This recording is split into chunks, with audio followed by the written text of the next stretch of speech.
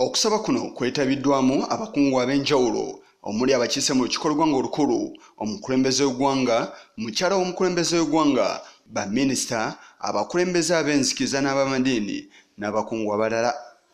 Omukulembeze w'eggwanga Yoweri Kaguta Museveni yabadde omugenyi omukulu ku mukolo guno era ng'ono avuddeyo n'asaba bannansi bonna naddala abakulembeze okussa mu nkola obuyinza bwe baba bakwasizza basobole okubeera nga babutuukiriza.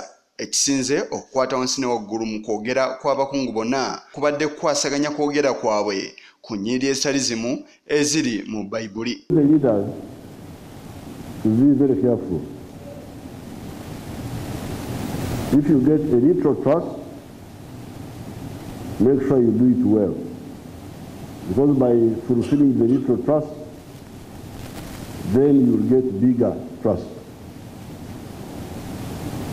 And these things we are talking about are not just theory.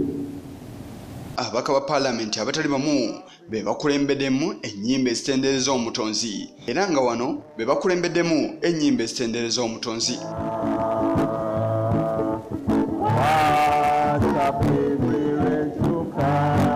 Omukolo guno gutegekeddwa olukiiko lw'eggwanga olukulu era omuteesiteesi omukulu omukubiriza w'olukiiko lw'eggwanga olukulu Rebecca Lutwala Kadaga avuddeyo n'atendereza wa nnyaffe Uganda gy'evudde awamu n'okukola ennyo. The night is coming when no one can work. Friends, we are called upon to work, and we had very, very good examples of the young people who are here this morning.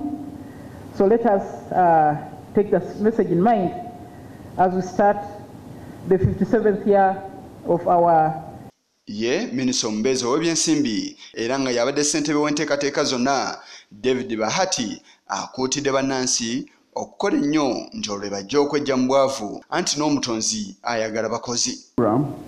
All the items there actually, the ladies were in charge.